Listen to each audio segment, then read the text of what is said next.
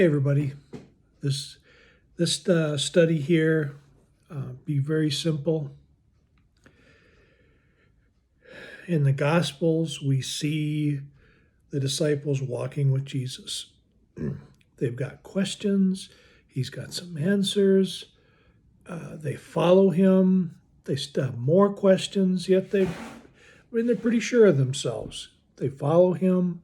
They watch what he's doing. They feed the 5,000, do miracles, cast out demons. Kind of everything's going along. They're just following Jesus. We know what happens. They go to the Garden of Gethsemane. Judas betrays Jesus. Peter cuts off Malchus's ear. Jesus heals the ear. Jesus goes to trial. Disarray. I want us to look at in this study here. I want us to think about the disciples walking with Jesus on a daily basis. And sure, it's not the easiest thing in the world. They're going places, doing things that they've never done before. They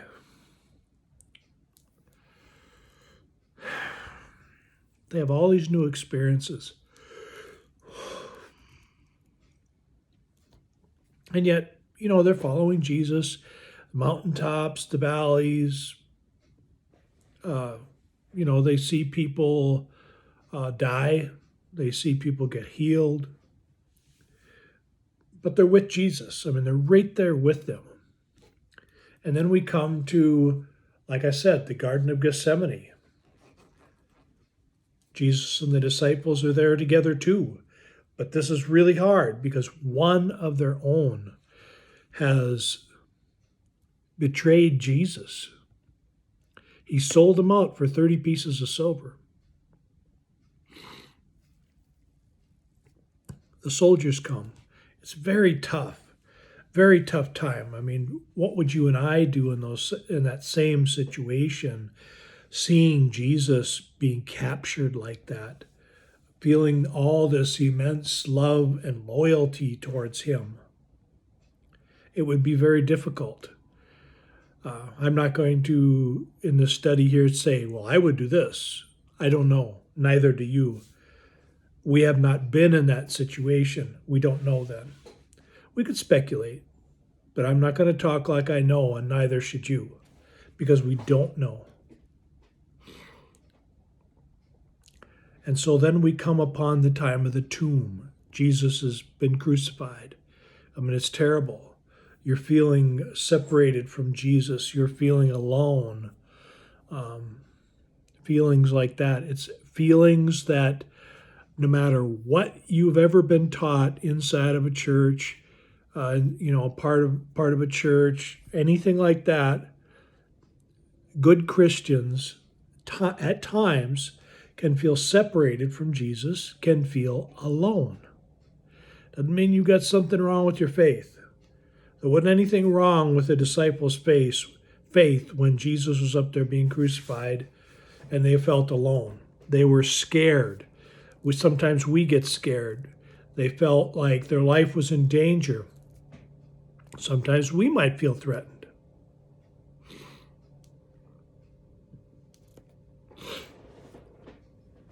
But fast forward 3 days. Jesus is resurrected. The disciples see him. But he's not around just like he was before. It's different. He's appearing to lots of different people. And he's not with them every day like he has been for 3.5 years. There's a difference there. There's in your and my walk with Jesus, we experience these same kinds of things where we have times where we're walking with him every day. We feel like we're right here with him. I'm not saying it's easy, just like we said with the disciples. They experience all kinds of things. They're walking with him every day. We're not going to say that was easy. We're going to say that was familiar. That becomes very familiar.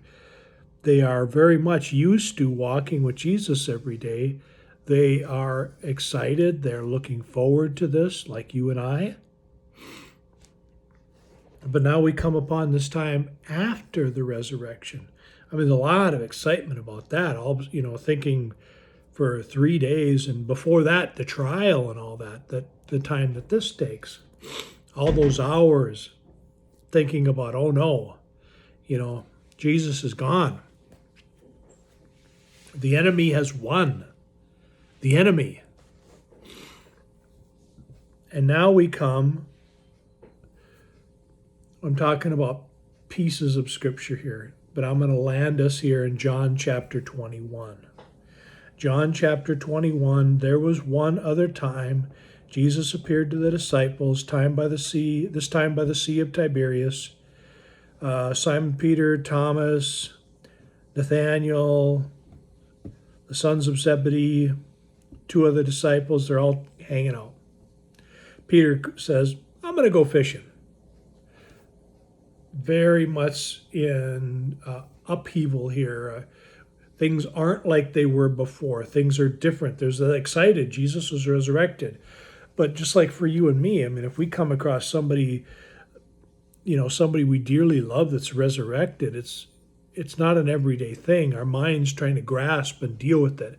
We can say, well, we're modern. The more modern we are, the less we're going to be able to deal, I think, with the whole idea of resurrection. So that's not helping us any. But the disciples were like them. They're like us. They're used to spending this time with Jesus. All of a sudden that they thought he was dead. They felt separated. We feel like that sometimes, like we're separated from Jesus. Like feels like he's far away. And I know most of the time when we feel that way, it isn't Jesus that's far away. We're far away. We've chosen to be far away. The disciples, the small group of the disciples here in John 21, Peter, he's a fisherman. That's what he was when Jesus found him. That's what he carried with him as he walked with Jesus. Here in John 21, he's still a fisherman. Whatever your vocation is, whatever that may be, that's part of who you are. My vocation is part of who I am. And so Peter, he's familiar with fishing. He says, hey, let's go fishing. All right. And the other guys say, okay, we'll come with. And they're out in that boat, feeling apart from Jesus because he's not right there. 3+ years, he's been right there. Now he's not there. They don't like that feeling. You and I don't like that feeling. When we get used to walking with Jesus, when we understand the familiarity that comes with daily walking with him, that's why Jesus uses those words of daily walking with him, this action verbs that we see. We can feel apart. And yet even in those times, we need to be looking, expecting that Jesus is just as near as he always has been. But these guys here, they're out in the boat, they're fishing, they're not thinking about Jesus so much, they're thinking about fishing. Because it's unsure, they're not sure what to think. And so Jesus comes upon them, hey, you guys, you catch anything? They're not sure who this guy is because he's far off. But for you and I, when we have those times when we feel apart from Jesus, we need to still understand that it is never, ever that God has went away from us. It will always be when we feel like that we have pulled away from God. And I don't care, if your family has been Christian for generation upon generation, if your family has planted churches, if your family has missionaries, pastors, whatever you want to say, none of that matters, because their faith has nothing to do with your salvation. Nothing. You can say, well, if without them, I wouldn't even be here. That might be true. But your salvation doesn't have anything to do with them. They can't save you. They never could. Jesus saves. And so when we have these times where we feel far apart from him, we need to draw near to him. We need to intentionally draw near to him. And sometimes, though, in our humanness, we, as the disciples here, we come back to what is familiar. Hey, this comforted me before. Not realizing that the thing that we thought that comforted us is also drawing us away from Jesus. Not closer, away from Jesus. Not saying that the fishing did that for them. It's just analogies here so that when you look and read Scripture, you try to be applying it to yourself, to think about yourself in the story, think about yourself, how you would feel, how you would interact here with Jesus, because this is our story. It isn't just the story of the disciples and Jesus. It's a story about us and Jesus. We walk with Jesus. Jesus walks with us. And when we walk with Jesus, just like these guys, they're fishing, they throw that net on the other side, miracles still happen. We don't expect them to happen, but they still happen. Because Jesus is a miracle God. Jesus is in the business of miracles. We can be a part of those miracles if, like here, we'll hear his voice, we'll participate with him. And so as you're thinking about all this, it's a bit abstract, but if you're watching this, you're probably not 4 or 5 years old. You've probably been around the block a while. You've probably been a part of a local body of believers, a body of believers, the church, for a while.